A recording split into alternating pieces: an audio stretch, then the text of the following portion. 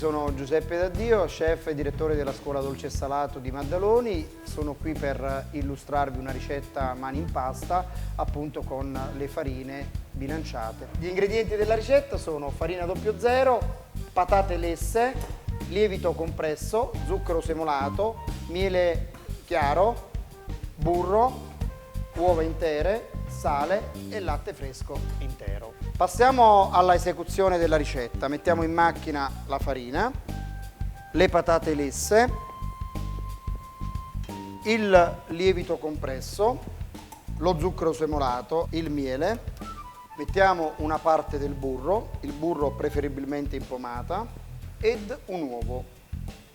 Iniziamo ad impastare la ricetta tenendo da parte, quindi lontano dal lievito, il sale e successivamente uno dei liquidi di impastamento che favorisce la ricetta in termini di impasto è il latte, lo mettiamo gradualmente. Andiamo a raspare un arancio col microplane ed il limone. Aggiungiamo all'impasto il restante uovo, la restante parte del burro ed il sale, che è elemento di resistenza per le farine. A questo punto è il caso di aggiungere gli aromi, quindi la raschiatura di arancia e limone. Aggiungiamo il latte in un modo graduale. Come si può avvertire dal rumore, l'impasto ha generato la sua maglia glutinica, quindi è pronto. Lo fermiamo e diamo due colpi con l'aiuto delle mani e lo mettiamo in lievitazione. Spolverati di farina, andiamo a pirlare la nostra pasta lievitata per polacche. Mettiamo a lievitare all'interno di una bacinella per circa 35-40 minuti e poi andiamo a stendere con il mattarello. Prepariamo il ripieno per la nostra polacca, quindi una classica crema pasticcera con delle modifiche apportate sulla ricetta per quanto riguarda una crema da cottura. Partiamo con il latte. Il latte viene aromatizzato con la buccia di limone e la buccia d'arancia. Mettiamo una delle bacche di vaniglia più importanti che teniamo in commercio, che è la bacca di vaniglia Bourbon. Portiamo ad ebollizione il latte. Continuiamo la nostra ricetta della crema pasticcera mettendo appunto in una bastardella i tuorli. Con l'aiuto di una frusta andiamo a rompere la membrana dell'uovo, aggiungiamo lo zucchero semolato ed ancora la polpa di vaniglia. Si lascia lavorare affinché lo zucchero possa sciogliersi e successivamente aggiungiamo la farina. Mescoliamo con cura, evitando la formazione dei grumi e successivamente andiamo ad aggiungere gradualmente il latte, stemperando la massa e poi riportiamo il tutto sul fuoco. Togliamo dal nostro latte bollito la buccia di limone e la buccia di arancia. Aggiungiamo gradualmente il latte sulla massa sbianchita.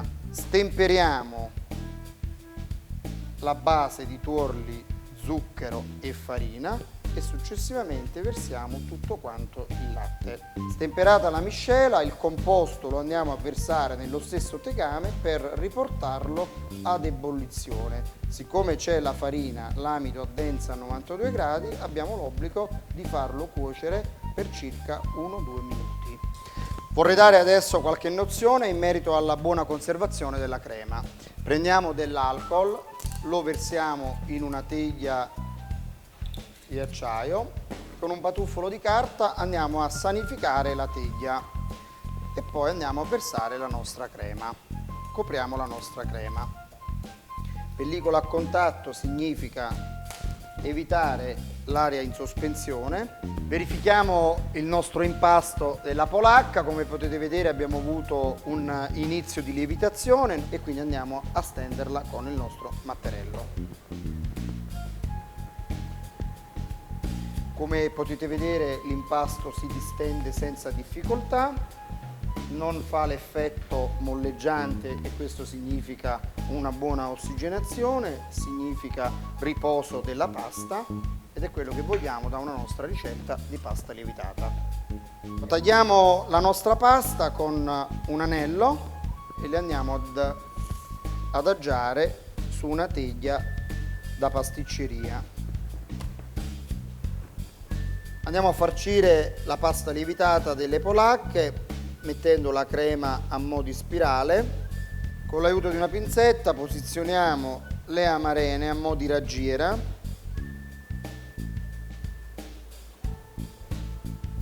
Andiamo a cospargere un po' di scorzetta di limone, è la scorzetta che abbiamo ricavato dalla crema pasticcera per dare un profumo di freschezza. Chiudiamo le nostre polacche con la pasta lievitata, facendo aderire bene i due lembi di pasta.